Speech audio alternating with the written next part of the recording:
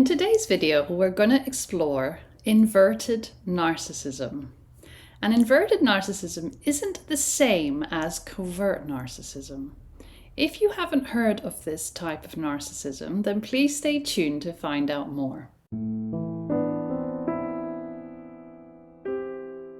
Hi everyone, I'm Athena. Thank you so much for stopping by today, especially if you're new here. If you would like to subscribe to my channel to receive notifications for any new content I upload, then please don't forget to click on the subscribe button. Now, what is inverted narcissism?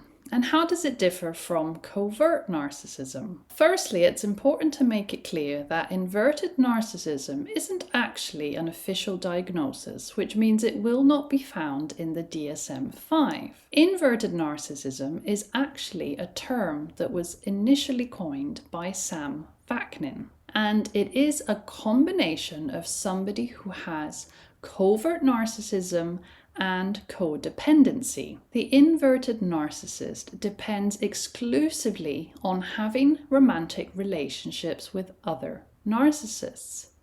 They get off on this type of relationship and they almost get their own form of narcissistic supply by being in a relationship with a powerful, grandiose, overt narcissist. The inverted narcissist and the grandiose, overt narcissist are like two pieces of a puzzle that fit perfectly together. It's important to differentiate that not all covert narcissists are actually inverted narcissists, but all inverted narcissists are actually covert. They are very self-centered, sensitive, vulnerable, defensive, hostile, and paranoid. They are very much everything that a covert narcissist is. Envious, they enjoy playing the victim, they are passive aggressive, and because they have a very fragile ego, a very fragile self-esteem, that is why they latch onto relationships with a very strong, dominant, overt narcissist, because this connection helps them feel better about themselves and it helps compensate for their own inadequacies and their own low self-esteem. Their self-image is essentially enhanced by being with somebody who is an overt narcissist. Now, it's important to differentiate that inverted narcissists cannot be in relationships with normal, healthy individuals. They can only be in relationships with overt narcissists. And this is what differentiates an inverted narcissist from a covert narcissist. And also, like I mentioned at the beginning, there is a very strong element of codependency. They have a lot of anxiety about being abandoned. They feel the need to be in control in many ways whilst they're in this relationship. So they will play the victim. There will always be some drama that they create.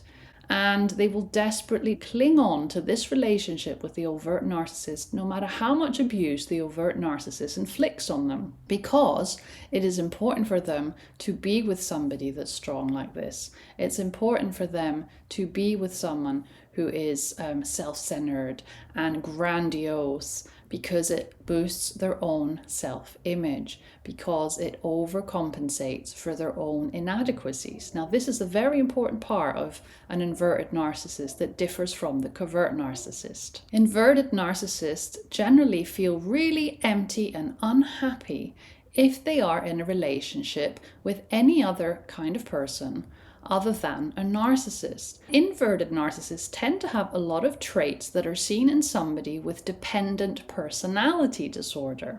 Now, if you haven't heard of dependent personality disorder, I think it would be useful to go through the criteria that are found in the DSM that would diagnose somebody with having this kind of disorder. Now, somebody with dependent personality disorder has a pervasive and excessive need to be taken care of that leads to submissive and clinging behavior and fears of separation.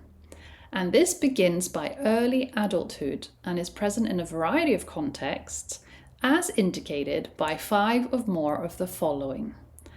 Number 1, they have difficulty making everyday decisions without an excessive amount of advice and reassurance from others. Number 2, they need others to assume responsibility for most major areas of their life. Number 3, They have difficulty expressing disagreement with others because of fear of loss of support or approval. Number 4, they have difficulty doing things on their own because of a lack of self-confidence and judgment or abilities. Number 5, they go to excessive lengths to obtain nurturance and support from others, to the point of volunteering to do things that are really unpleasant.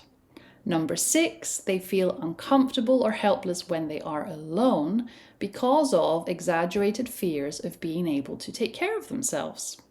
Number 7, they urgently seek another relationship as a source of care and support when a close relationship ends. And number 8, they are unrealistically preoccupied with fears of being left to care for themselves. Now, an inverted narcissist does usually have traits of dependent personality disorder, and in order to have dependent personality, they need to have at least 5 or more of the traits I just mentioned. Now, codependency, of course, is also a big part of their personality. Because of their fear of abandonment, because of this insecurity of making decisions on their own or relying on themselves, they need a very strong person to connect with. That is why they cling on to a narcissist, an overt narcissist, because in their eyes, this person is an alpha male. This person isn't scared of getting what they want. They are powerful, they are strong, they are grandiose, they are entitled. They are everything that the inverted narcissist aspires to be. It is literally a matter of life or death for them, because if they don't have this kind of connection with someone, they will literally fall apart because they'll have to face their own fragile self-esteem. Now, if you've had an experience with someone who you may think is an inverted narcissist, then please feel free to share this experience in the comments below the video. That is all I had to say today, everyone. Thank you so much for listening and for watching, and I will see you very, very soon in my next video. Take care. Bye-bye.